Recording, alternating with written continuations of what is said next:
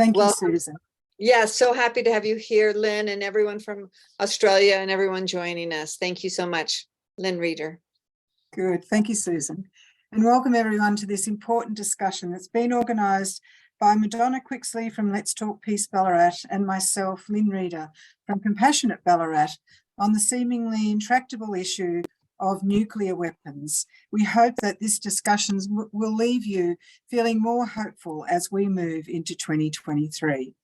Compassion and peace go together. Peace enriches our communities and our individual lives, directs us to embrace diversity and fully support one another. Generosity and fairness provide a way to attain compassionate and meaningful personal lives and to develop caring and just communities.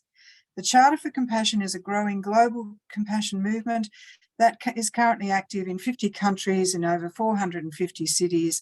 And Let's Talk Peace Ballarat and Compassionate Ballarat bring the work of the Global Charter's peace sector to the regional town of Ballarat in Victoria, Australia. Before I go too much further, I wanted to acknowledge the Indigenous lands on which I am meeting, the Wadawurrung lands, paying respect to elders past, present and emerging. And I invite you to take a moment to acknowledge the Indigenous lands on which you are situated by reflecting that we explore the rhythm of this land by listening to the echoes of its ancient culture. So this event is contributing to the Global Charter's Martin Luther King 40 Days of Peace and recognises the second anniversary of the coming into force of the UN Treaty on the Prohibition of Nuclear Weapons. Formed in Melbourne, the International Campaign for the Abolition of Nuclear Weapons was awarded the Nobel Peace Prize for its work in raising awareness of the nuclear dangers and its contribution towards the establishment of this treaty. This was the first and only time, as in an article that Marianne Hanson wrote and is in today's Canberra Times, with Margaret Beavis, they note that this is the first and only time that an Australian-born group has been awarded the Nobel Peace Prize. And today we are very fortunate to have the author of an important new book, Challenging Nuclearism, a humanitarian approach to reshape the global world order. Dr. Marianne Hanson is an Associate Professor in International Relations and Foundation Director of the Rotary Peace Centre at the University of Queensland. She is co-chair of the International Campaign to Abolish Nuclear Weapons, ICAN, in Australia, and a member of the Women's International League for Peace and Freedom, WILPF. Marianne is going to provide an overview of her book for about 15 minutes. Then I'll be in conversation with her for another 15 minutes, and then we're going to open up for a Q&A. So thank you, Marianne, if you'd like to. Marianne's also going to share some PowerPoints. Thank you very much, Lynn, Susan, Madonna, and all of the people who have organised this session. And a big hello to everybody from around the world. I'm currently in Costa Rica. And I know that I see some familiar names and faces there. And it's wonderful to have you all on board. Thank you.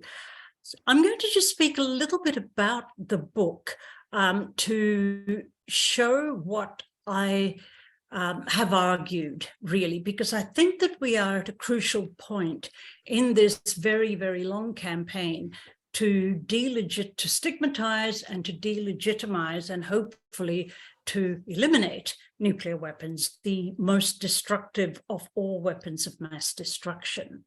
So shall I share my screen at this point? Yep, all right. Let me just get that done. And it is this one. And we're ready to go. Okay, all right. So you can see the screen okay there. Good. Right. I thought I might start by talking about the problem. And the problem isn't just the material existence of nuclear weapons, it's the mindset that has accompanied nuclear weapons from 1945 onwards. And I talk a little bit about how this mindset, which I've called nuclearism, that term has been used by quite a few people in the past, but I've tried to pull it apart a little bit because it very much is a paradigm, a way of thinking about nuclear weapons that has been unquestioned. And this has meant that it's been almost impossible to make any progress. So here's the problem. We have this mindset of nuclearism. It's important, I think, to remember that we still have over 12,000 nuclear weapons in existence in the world, and that many of these nuclear weapons are hundreds of times more destructive than the Hiroshima bomb was. Only 9 states of about 195 states around the world possess these weapons of mass destruction. And all of these states have actually promised to move to full elimination of nuclear weapons. However, they have stalled in that. And in fact, they are modernizing their weapons to make them even more destructive. And in some cases, Britain, China, we know that these arsenals are actually being expanded, which goes completely against the promises, the legal promises that have been made. Against all this, of course, nuclear dangers remain high. They've remained high for decades. And it's not just the danger of deliberate use of nuclear weapons, but it's also the problem of accidental use. We have had so many close calls in the past that really we have survived to date without a nuclear detonation by luck more than anything else. Now, of course, part of nuclearism is the argument that nuclear deterrence will keep the peace. And this is generally accepted as having played some role during the Cold War.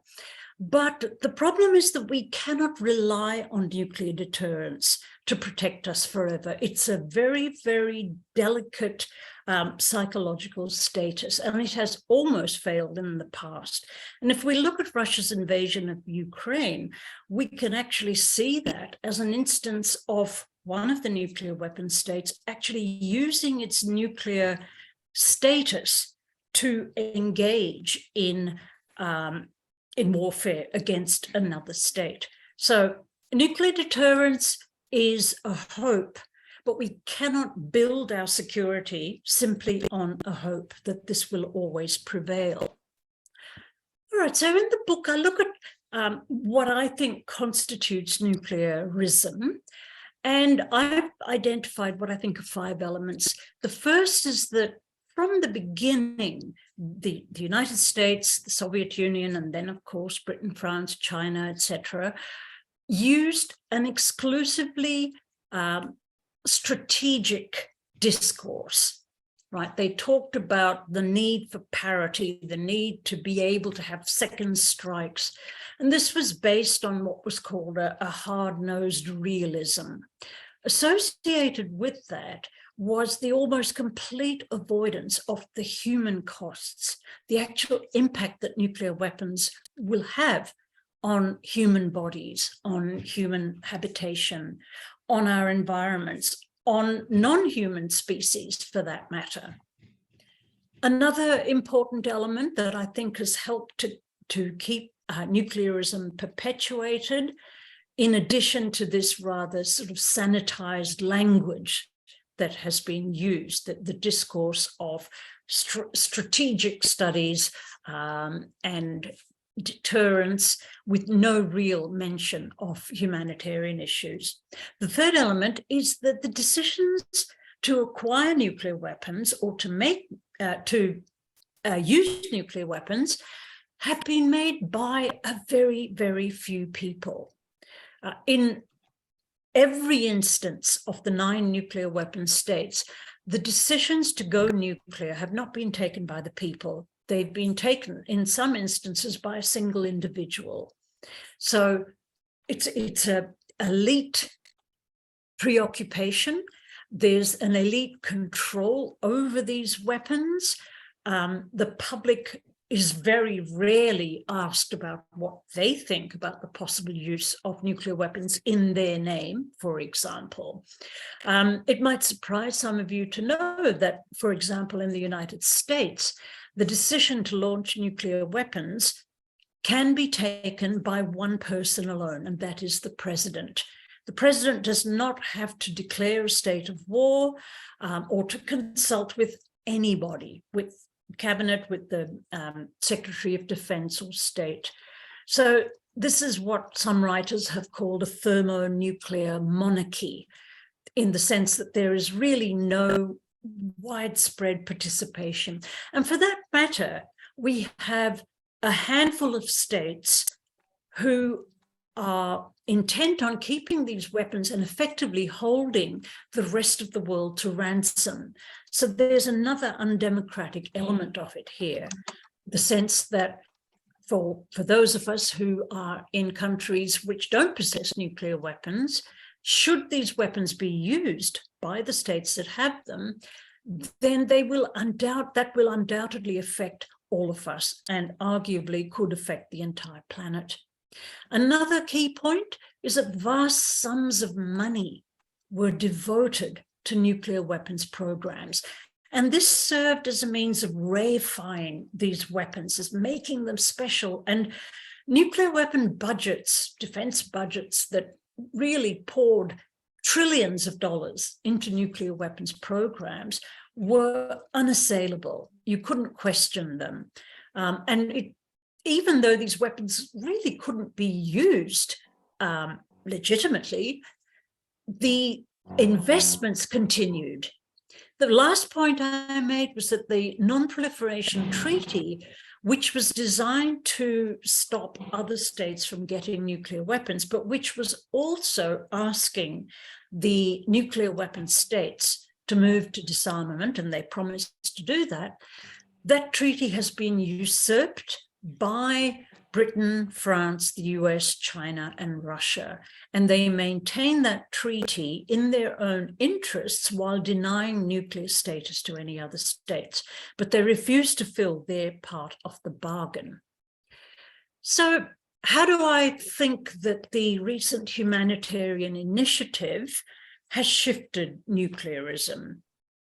Well, the Humanitarian Initiative really started after the failure of the 2010 review conference of the Nuclear Non-Proliferation Treaty, when it was clear that it was going to be so hard to get these states to disarm. So we had a number of states, Norway, a NATO state, volunteering to host the first conference, which would look at the humanitarian effects of nuclear weapons. Two other conferences were held, and to cut a long story short, this resulted in 2017 in the UN Treaty on the Prohibition of Nuclear Weapons, or the TPNW. So I look at this entire initiative and I argue that all 5 of those elements that I mentioned earlier have been changed because of this. The discourse has been shifted. In other words, it was a very, very deliberate move to talk about nuclear weapons as destructive weapons that would violate human rights, that would incinerate human bodies, that would destroy environment. So the discourse shifted from one of strategy to one of humanitarianism.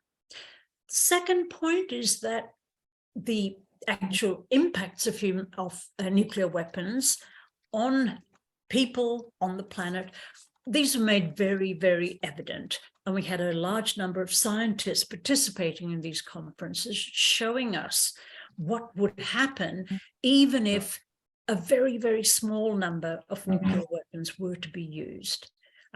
For example, in a theoretical war between, say, India and Pakistan, where less than 1% of the existing nuclear weapons were used, that would result in a climate catastrophe. We would see a nuclear winter, which would last around a decade or so, and it's been estimated that between 2 and 5 billion people around the world would subsequently starve to death because of the agricultural issues. So this is not something that the generals and the majors in the Department of Defense would have done, right? So it's a new approach. It's looking at what are the real impacts here? What's going to happen if these weapons are used? Third, new voices were brought in. Small states, non-nuclear weapon states, decided that they were going to take action. And what is more, the survivors, the hibakusha from Japan, were brought in to speak.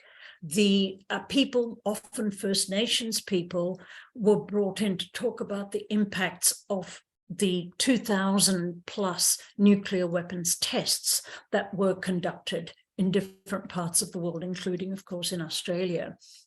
So we're seeing new voices. We're seeing small states which generally didn't have, a super high profile in international politics, states like Austria, Mexico, New Zealand, and many, many states from the global south.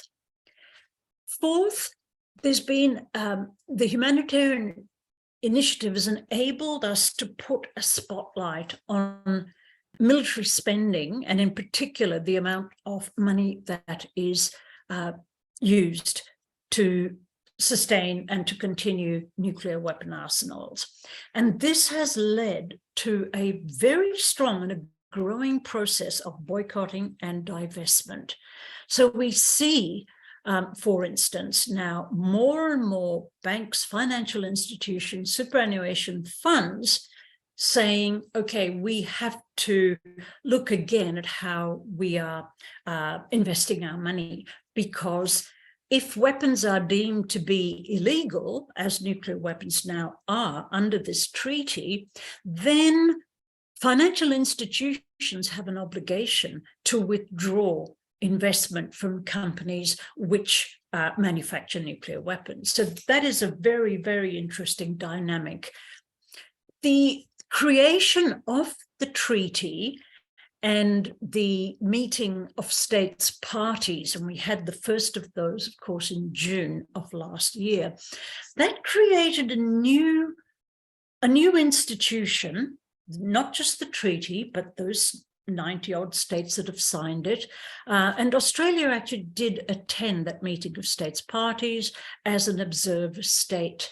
And it's become a much more dynamic kind of movement, I think, whereas the Non-Proliferation Treaty remains at an impasse. The TPNW, or the result of the Humanitarian Initiative, is that we now have 92 states which have signed.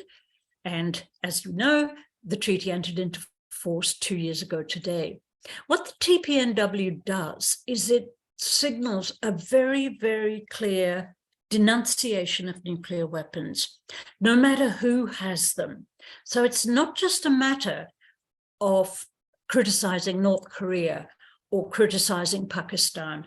Any state that has these weapons is holding weapons that are now delegitimized. So nuclear weapons are now made illegal for all states in all instances. In other words, the spotlight of shame can be put on the US, on Britain, on France, as well as China, Russia, India, Pakistan, Israel, North Korea. And so that, I think, it's a very important development.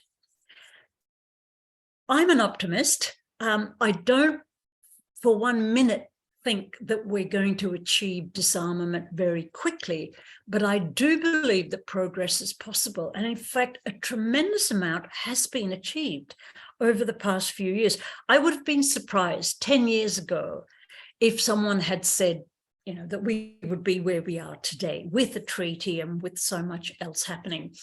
For example, in Australia, we've got well over 100 federal politicians and hundreds more state and local politicians who have taken the pledge to call on the Australian government to sign the TPNW. 43 local government areas around Australia have supported this, including Brisbane City Council. Thank you, Chris Henderson and WILPF, wonderful WILPF women. In fact, there are well over 400 cities and town municipalities around the world which have voiced their support. And we see at the grassroots level, this is gaining traction. We have professional groups of people, we have doctors, we have midwives, we have architects, youth groups, unions, faith-based leaders, really stepping up. The Red Cross is very, very important here as well. And an Ipsos poll that was conducted about 10 months ago showed that 79% of Australians do want Australia to sign. So I have also put here just a list of things that you can do. You can actually do a lot, and people have actually done a lot. I think it's fantastic. Become informed about nuclear weapons. And you can do this by looking at the resources on the ICAN website. And if you want to become a ban advocate for ICAN, you'll find out much more. We have meetings every couple of months on Zoom to sort of consider where we're at. Write to or email your politicians. It's really important that we use the voice that we have. And in my experience, when sufficient numbers of people write to politicians and phone them, they pay attention. They do pay attention. So please keep that up. Tell your bank, your superannuation fund, to divest from nuclear weapons manufacturers. And there are some excellent things that you can use. You can check, for instance, on Don't Bank on the Bomb or Move the Nuclear Weapons Money, whether your financial institution is investing in companies that support or manufacture nuclear weapons. So these are not my quotes, but I really like them. If you want something, you'd better make a noise. Silence never made history. So with that, I'll end and I will stop my screen share. All right. Thank you so much, Marianne. That's just so inspiring. It's really wonderful that we know it's close. I mean, there's really a lot of movement happening, and that essential notion of a potential for peace and in our world through the elimination of nuclear weapons is, it's starting to really shift. And we're so proud that Australia is playing such a strong role in that as well. So as I mentioned, we're now going to go into some Q&A. I'll do that with Marianne for a short time, and then I'll open up for questions. So please keep in mind any questions that you have. As you mentioned, Marianne, the very first resolution of the UN General Assembly in 1946 called for the elimination of nuclear weapons, yet these weapons that cannot be used are still the dominant choice of weaponry for global players. So clearly we have been on this journey for a while. So what makes you confident that we're closer to the elimination of nuclear weapons? I should start my answer with a bit of a caveat, and that is to say that the people involved in this campaign are not under any illusions that this is going to happen overnight or even in the near future. It may not happen at all, but we are working towards making it happen as much as we can. So this is something that, as you note, Lynn, the very first UN General Assembly resolution back in 1946 drew attention to the horrific nature of these weapons. The problem, of course, is that the United States was the only state to possess them at that time, and the Soviet Union was not going to have that. So there was really no chance of them being eliminated at that time. The dynamics of the Cold War meant that these states and subsequently others acquired these nuclear weapons, and the mindset, the nuclearism set in, and it was part and parcel of the Cold War. nuclear weapons really became entrenched in the military doctrines of these states. And it was impossible, I think, to shift these doctrines in any way. We saw during the 1980s, the early 1980s, a high point of about 70,000 nuclear weapons. When the Cold War ended, of course, 1989, 1990, there was a considerable push for disarmament, because after all, these weapons had been acquired and threatened to be used on the basis of the Cold War dynamics. So this was a good opportunity, but it didn't happen. Russia and the US did engage in considerable reductions, but we still have, as I say, between 12 and 13,000 of these bombs, and many of them are still very, very destructive. So we needed a treaty 70 odd years after the existence of these weapons. And even during the Cold War, there had been very strong calls to eliminate them on humanitarian grounds. But we didn't have a strong legal basis. Why? Well, the great powers, for example, would simply not have allowed that to happen. But interestingly, since the Cold War, and since it's become evident that the great powers, if you like, are not moving towards disarmament, non-nuclear states have become well and truly fed up with the situation. And so they decided, well, you know what? We can actually make international law. We don't need the nuclear weapon states to give us permission to do that. So that, I think, was a very important realization. And that was gaining ground from about 2010 onwards, and it resulted in the treaty. So again, I'd note that we don't see this as a quick fix. There's an accumulative process here of nuclearism, but having this treaty enables us to hang a lot of things on it, to stigmatize the weapons, to talk to our banks, to talk to our politicians, because we didn't have that until 2017. Mm-hmm.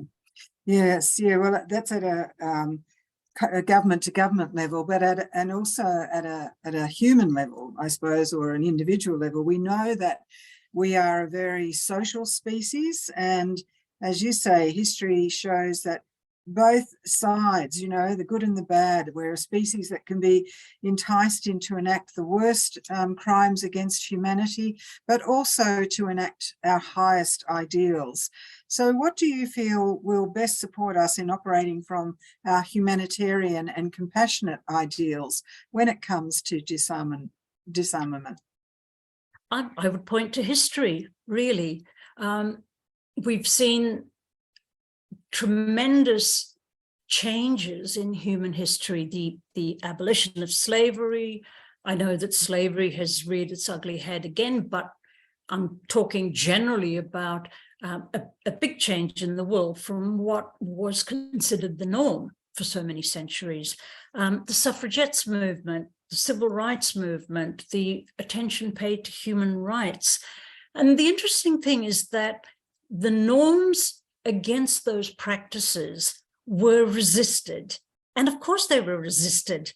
It's because they were against those very practices and against the states which engaged in those practices. So it was always a bit of a rebel group, but we know that eventually they succeeded. Those norms eventually succeeded. And I guess, you know, going back to the point about human nature, I think I mentioned this in the book. Some people say, well, you can't uninvent nuclear weapons. We're always going to have them. And to that I say, well, that's true. The technology is always there, but we can't uninvent chemical weapons. We can't uninvent the gas chambers used by the Nazis during the Holocaust. But what we can do is we can make people aware. We can really put in strong processes, prohibition, legal measures, education, and and really strengthen the institutional constraints so that we can say never again. So I am an optimist, and I would counsel everybody to keep trying. Sometimes it can be very disheartening, I know. No, on this second anniversary of the TPNW, you know, this UN treaty that brings every state into the process of determining what is and what is not acceptable in warfare, how might moral persuasion, you know, processes assist us in getting closer to the prohibition of nuclear weapons? Again, I point to the fact of having a treaty. And this is why it's such an important day today that we celebrate the entry into force of this treaty. Prior to having that treaty, states never really had to declare their position, although many did by simply stating, well, we're not going to acquire nuclear weapons. The vast majority of states said, we're not going to acquire nuclear weapons. But of course, there remain a number of states who remain under the nuclear umbrella of the United States, for example. So what the treaty does is, now that it's in place and now that it has delegitimized nuclear weapons for all states, citizens can go to their governments, they can go to their banks, their superannuation funds, etc., and they can say, these weapons are now illegal. What are we going to do about it? We want our government to sign. And governments are being put in an uncomfortable position, if some of them at least, which haven't yet signed. I think Australia can be put into that case. We are working on getting the current Australian government to sign, as they have indeed promised to do. But at a broader level, having that treaty in place means that we can interrogate our leaders, we can point to this fact, and we can say, what side of the law are you on? This is happening especially in a number of NATO countries now, where quite high percentages of the population want their governments to sign the nuclear ban treaty. And it's making it very uncomfortable for those governments. So, you know, again, that moral persuasion, that's very, very important. But actually having the treaty is an added and vital instrument, I think. Without that treaty, it would have been much harder to keep this momentum going, I think. Yes, and as you say, that treaty was really brought into force through the very, you know, large influence of grassroots movements such as NGOs and then you're saying doctors and professional groups, local governments, etc. So I was wondering if you could talk a little more to that bottom-up approach and how it persuaded multilateral nation state players to take the elimination of nuclear weapons seriously. Non-governmental organizations, civil society groups, individuals such as yourselves can have an enormous impact. I've always believed politics is too important to be left to the politicians. And if you want something to happen, you need to be involved.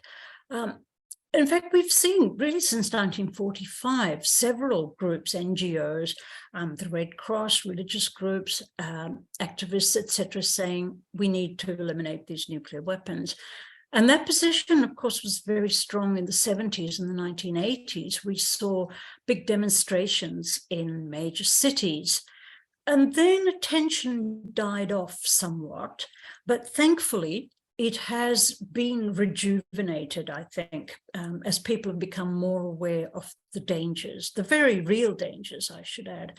And so we do have numerous peace groups, parliamentarians, doctors, we've got Rotarians around the world wanting to make an important contribution here, seeing this as a humanitarian imperative, something that, you know, we can't rely on deterrence. It's far better to eliminate these weapons in the same way that we have eliminated inhumane weapons before. And one interesting thing that I might point to as well is that there's research done by political scientists, and one set of researchers in particular makes some really interesting points, and that is that it doesn't take vast numbers of people to affect change.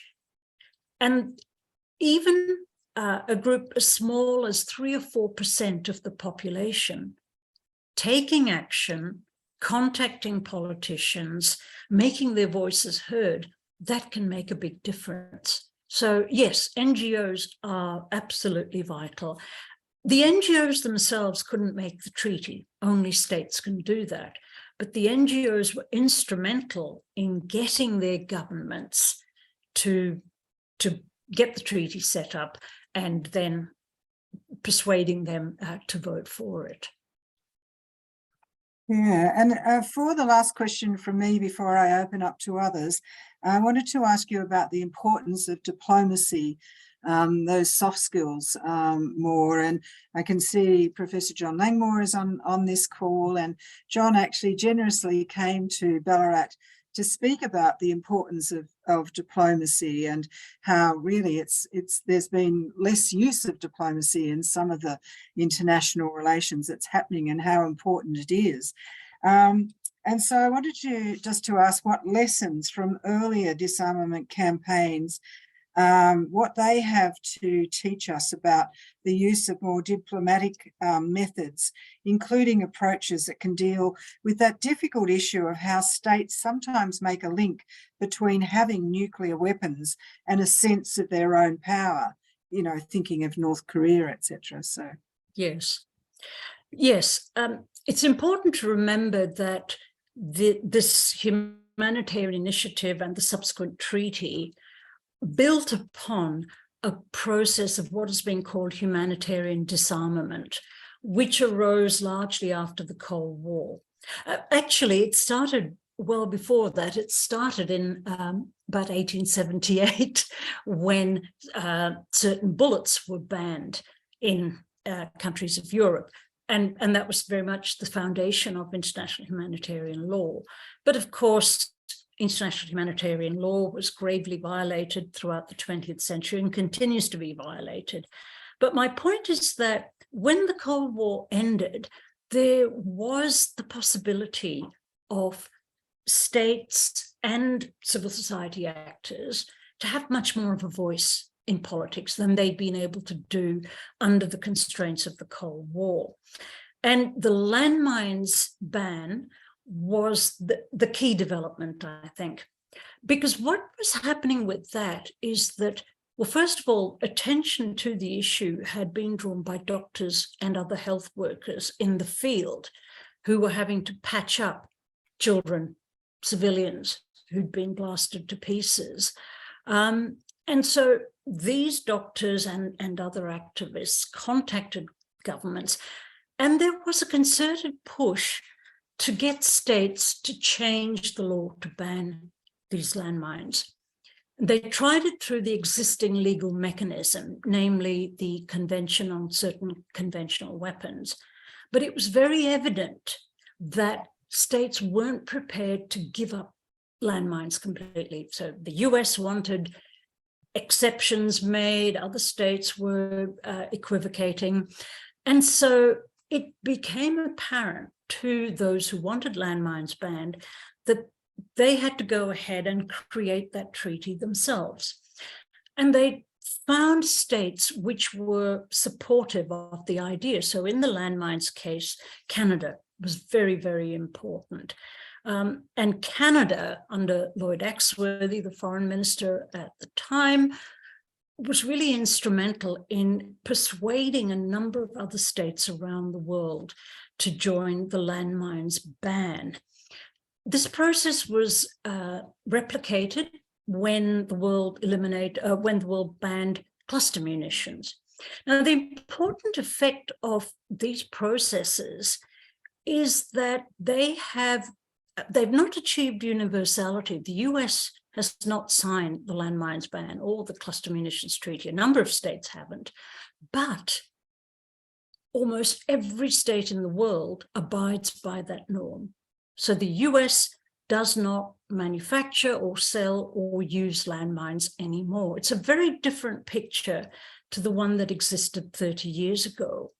So you're absolutely right. Diplomacy is important. Civil society working with diplomacy, with countries, with governments is very important.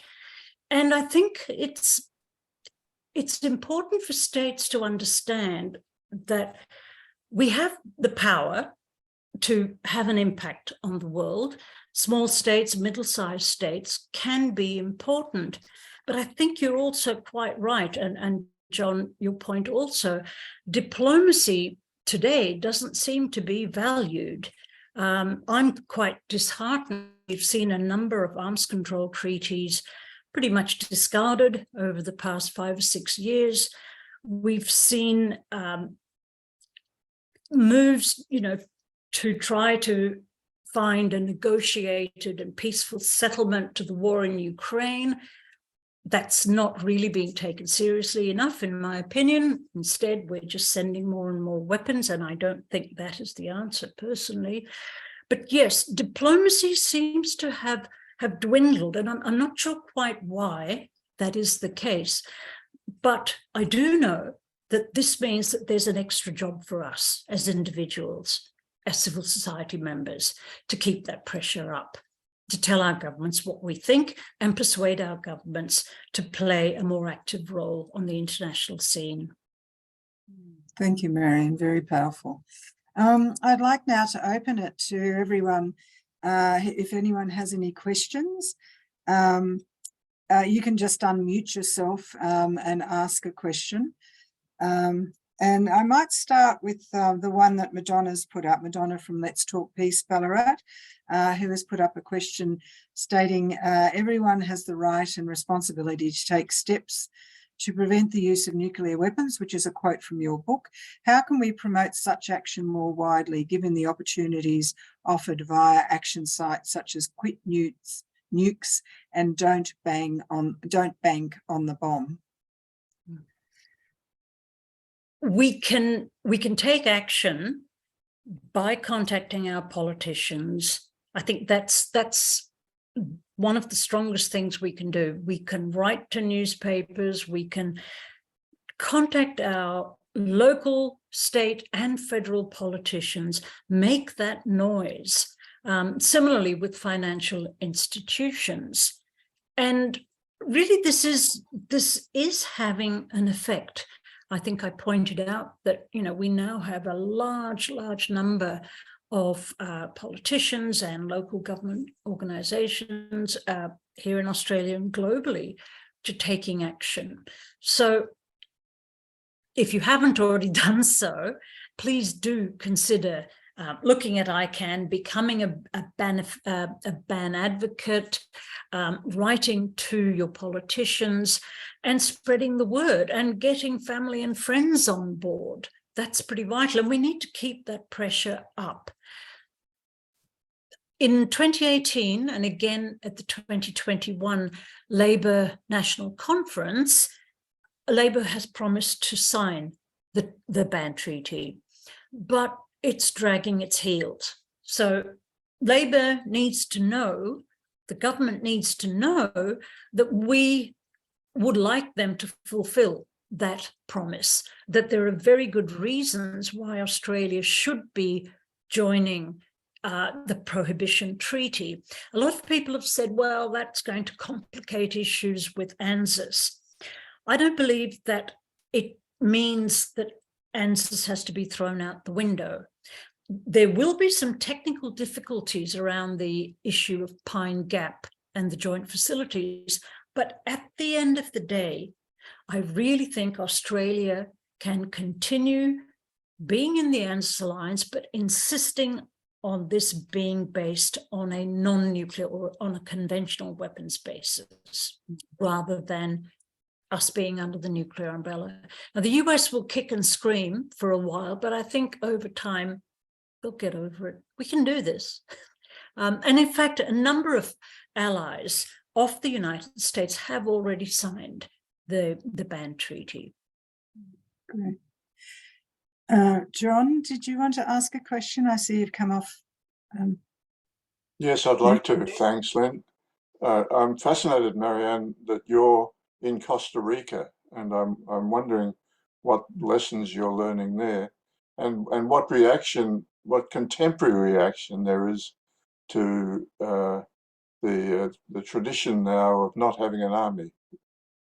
Yes, it's a fascinating country. I did know a bit about it before I came here a couple of weeks ago, but I found out much, much more. In 1948, a decision was taken. The leader of the president of Costa Rica at the time said, let's just do away with our army and let's put that money that we would be spending on military forces towards health, education, protection of the environment. The result is the most stable, prosperous state in this part of the world. The level of education is very impressive. The access to health is very impressive. The political stability, the democracy, peace is enshrined as a human right. Women's rights are firmly enshrined. The respect for the environment is unprecedented. And Costa Rica is the envy of its neighbors. But what I found out from speaking to various people, I was actually at the University for Peace, the UN's University for Peace, which is based here in Costa Rica. And I was talking to people there. It's more than just that declaration that was made in 1948 and then put into the Constitution in 1949. It's an ongoing process. It's where peace education is expected in all primary schools. So right from a young age, children and newcomers to the country are socialized into ways of thinking about resolving conflicts without resorting to military force or force of any kind. So it's a process. It was kick-started in 1948. It's extremely strong. I don't think there's a chance that it will revert back to having a military. In fact, one interesting episode, if I may, a few years ago, there was a border dispute. Well, there are always some border disputes with Nicaragua to the north. And in fact, Nicaragua made incursions into Costa Rican territory. Now, there was some concern, and people say, well, maybe we need to develop our army, maybe we need to mobilize to counter that. But the Costa Ricans actually said, no, we want to resolve this through the legal mechanisms. So going through the International Court of Justice and the Organization of American States, and Oscar Arias, who was, of course, a Nobel Prize winner, he said, military force should be the last resort, and that we must try to resolve our differences by talking to each other and by using the institutional processes that are available to us. It's a fascinating place. Amazing. Was there anyone else who wanted to ask a question?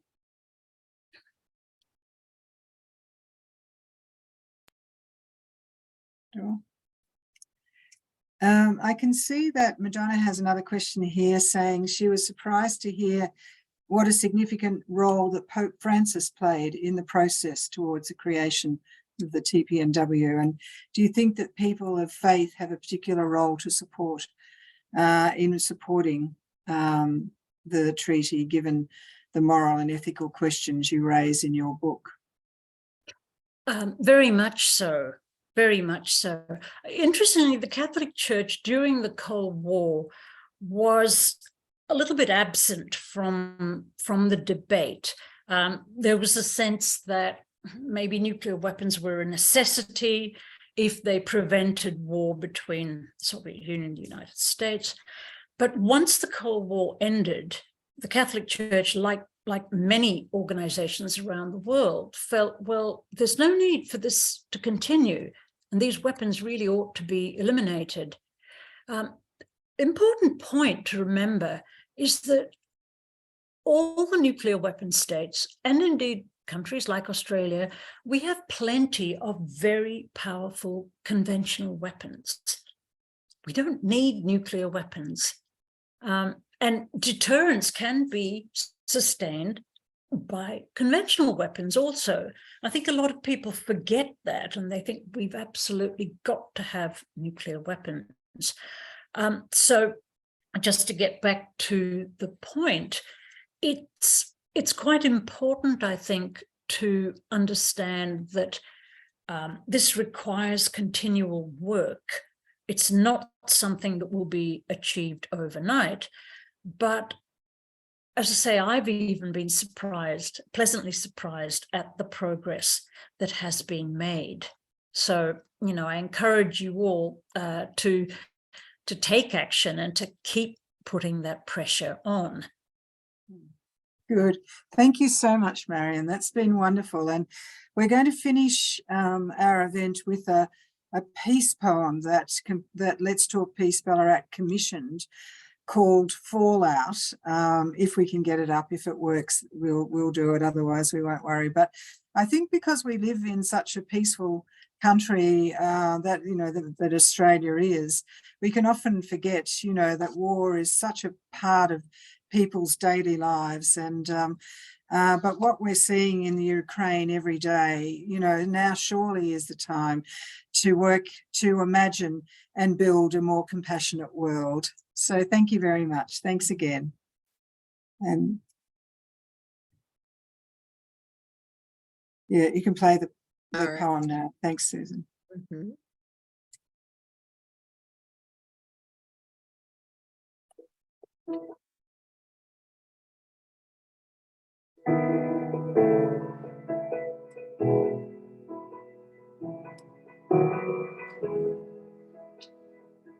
Last week, a jar of mayonnaise slipped out of my hands. There was no prospect of a decent sandwich that day or the next. My orphaned children banished to the hall.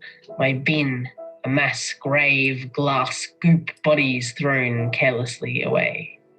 The fallout dripping down the cupboard doors. My kitchen was the epicenter of a dying world. What else can become a weapon in my hands? Chopping boards? Butter knives? The pointy end of patriotic flags, the fingers pointed in chest saying, I won't back down if you don't, and then both dying of hunger when there's jars of mayonnaise for days. The sound of fingernails on chalkboards when I think that jars exist freely for butterfingers like me. Now, I hadn't set out to slice my soul open, but I did, standing on the still slick tiles thinking blood on my foot was close enough. What if I worshipped the ground I walked on more than my own feet, that the kitchen was more important than the sandwich, so to speak? What would become a weapon in my hands?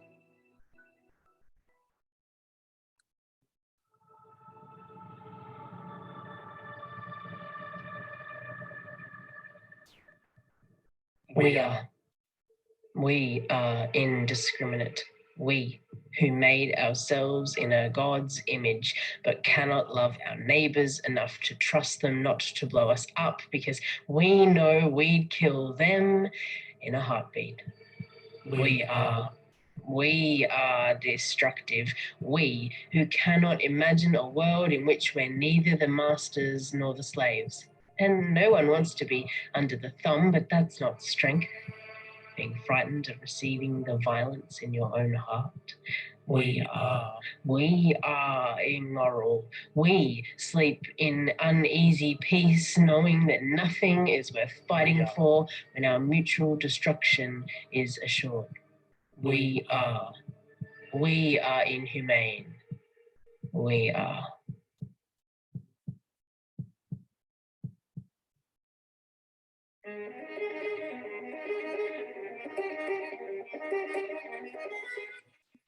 They buried their elected heads under our leftist rubble and trembled. It's irrelevant, they said. We have better things to do. The status quo won't keep itself. Afraid of meaningless motions when they know their hands are empty, waiting for the blood. We are rabble rousers, making disturbance for the peace. We'll keep knocking as long as there are closed doors. We'll say it again. Bring your sledgehammers, bring your trowels. We have some renovations to do.